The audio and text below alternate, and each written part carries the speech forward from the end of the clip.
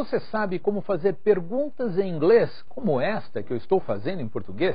Pois bem, nesta unidade de estudos, o professor Roberto Vitti vai lhe ensinar os verbos auxiliares. Tenha uma boa aula.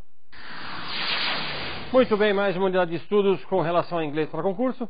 Na aula passada a gente viu lista de verbos, eu fiz um resuminho que tirou o trauma das pessoas, né?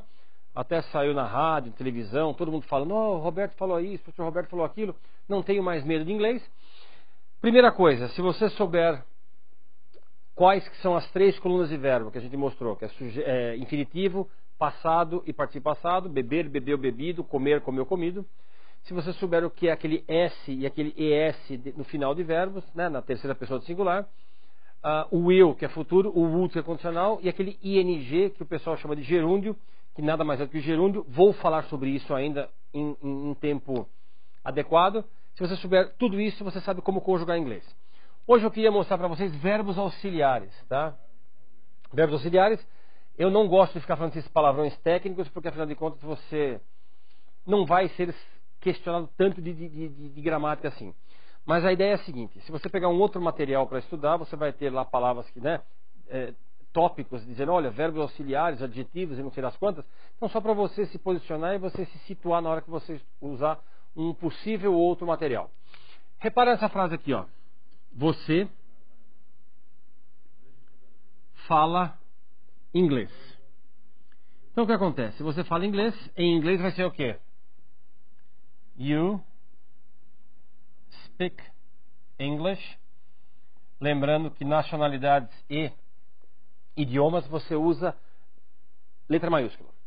Você fala inglês, sujeito, verbo e resto da frase. You speak English. Você fala inglês, quer dizer sujeito, resto da frase. Em português, para você transformar uma frase em pergunta, você na hora de escrever põe o ponto de interrogação. Na hora de falar, você muda a entonação da voz. Então, você fala inglês? Você sabe que a pessoa perguntou. Às vezes, quando a pessoa não faz essa entonação decentemente, você não sabe se ela perguntou, se ela afirmou, você tem que pedir para repetir. Em inglês, vamos colocar uma coisa na cabeça.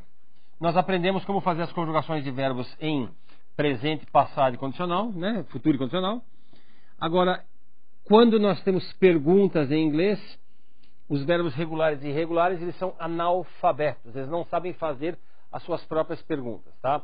Então, em português, seria o quê? Vamos lá. Vamos trocar aqui o tempo de verbo. Se eu quisesse falar no presente, você fala inglês? Passado, você falou inglês? Você, futuro, falará inglês? E condicional, futuro do pretérito, você falaria. Então, o tempo verbal está aqui.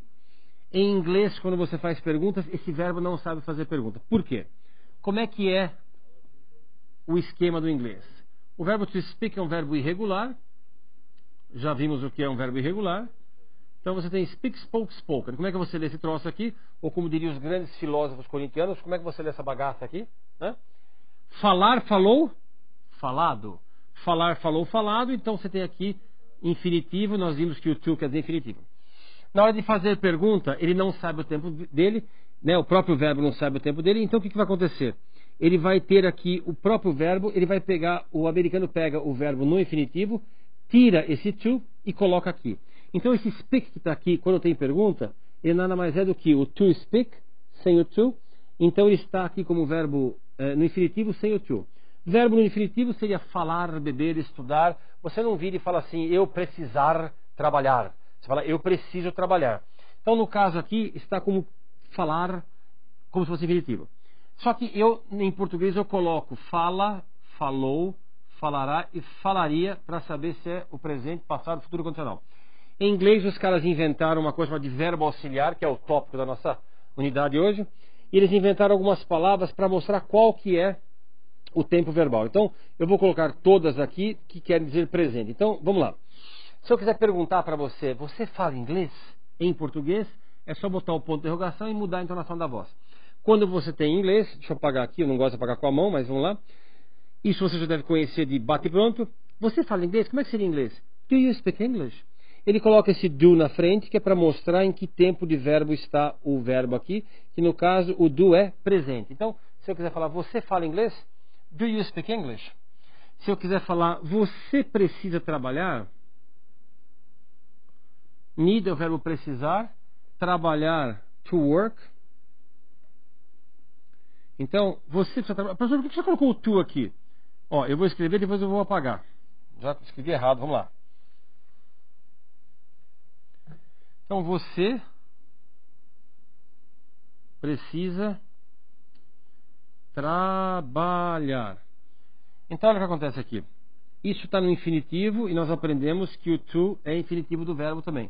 Então, entre dois verbos, até que te prove o contrário, você vai botar o to no meio. Então, você precisa trabalhar. Eu tenho o infinitivo are, ir em português, em inglês é separado, mas você percebe que ele faz a mesma função. Então, aqui está separado, tem o to no meio dos dois verbos, mas a função desse to é o are, né? É o are, o er, o verbo no infinitivo. Então, o que acontece? Tá? Vamos apagar isso aqui para você não ficar com muita poluição visual. Então, olha só, você precisa trabalhar. Então, se eu quiser perguntar, eu uso do para mostrar que esse verbo need, que por sinal, o que é esse verbo need? É o to need sem o to, tá claro? Então, você precisa trabalhar. Do you need to work? Interrogação, para todo mundo aqui.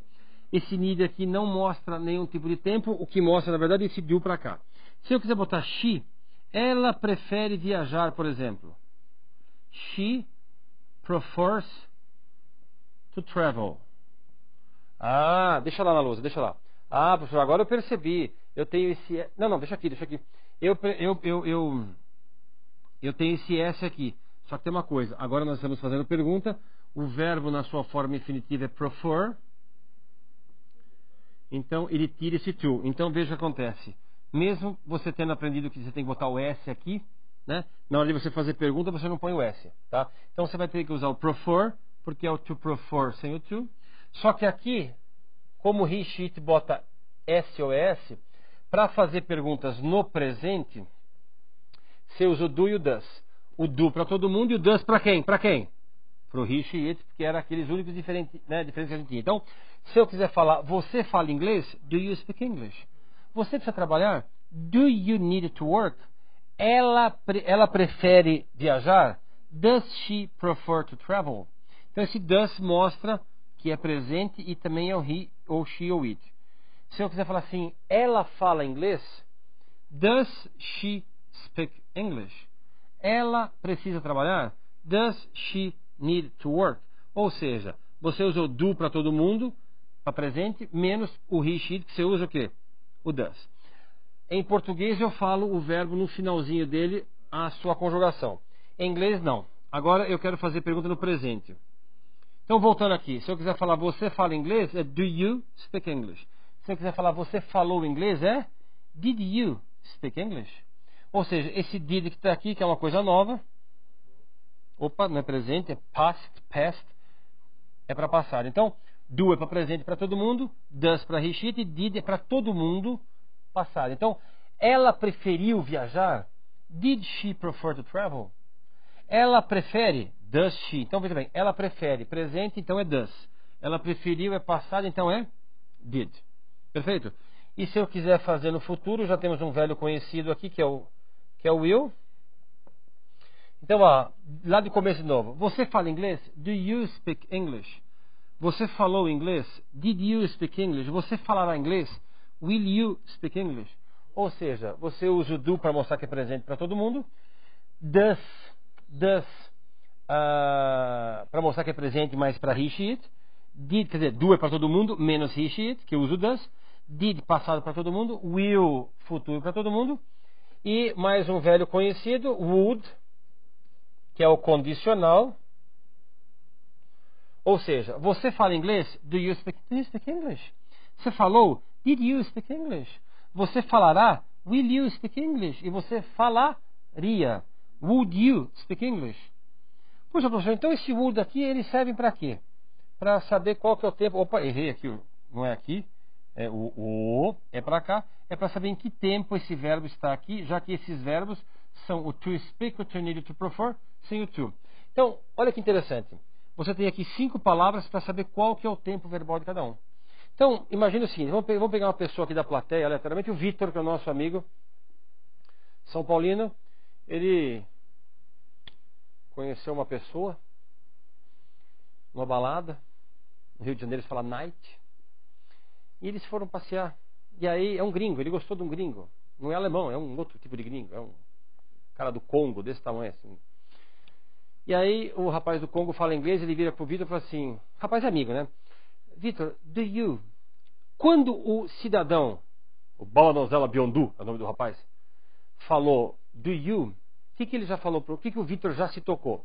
Que ele vai fazer uma pergunta, ele nem sabe qual que é o verbo que vai ser utilizado, mas ele já sabe o quê? Que é uma pergunta e é no presente. Ele pode falar assim, do you like, do you need, do you want, alguma coisa, do you drink, alguma coisa. Mas quando ele falou do you, a pessoa que escuta já sabe que é presente e que é pergunta. Agora vamos na outra lousa lá, na outra câmera, para o Vitor não achar que eu estou só dando exemplo sem ele me filmar.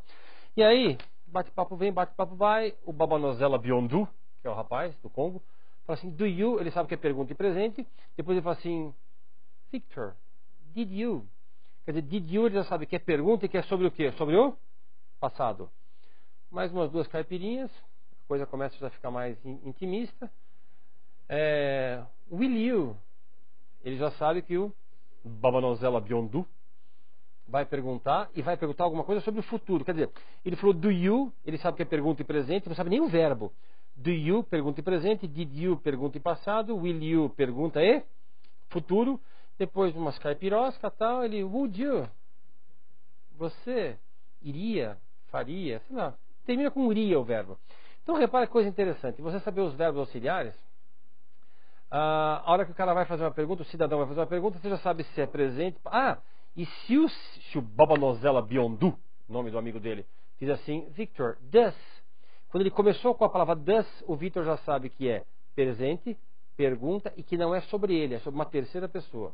Então, basicamente, uma das funções de verbo auxiliar. Verbo auxiliar é para auxiliar. O quê? Fazer o auxílio de saber qual que é o tempo verbal de uma pergunta. Tá claro? Do para todo mundo. Você pode olhar no nosso material. Do, você vai fazer pergunta para todo mundo. No presente. Com exceção de qual? De he, she, você usa does. Lembra que na conjugação de verbo você punha S e ES também. Did, passado. Will, futuro. Would, condicional. Né? Em português, nós só sabemos que é pergunta no final da frase. Então, você gostaria de papapá, papapá? Você só sabe no final se a pessoa fizer a entonação. Você precisa de dinheiro? Só no final da frase é que a gente sabe que é uma pergunta.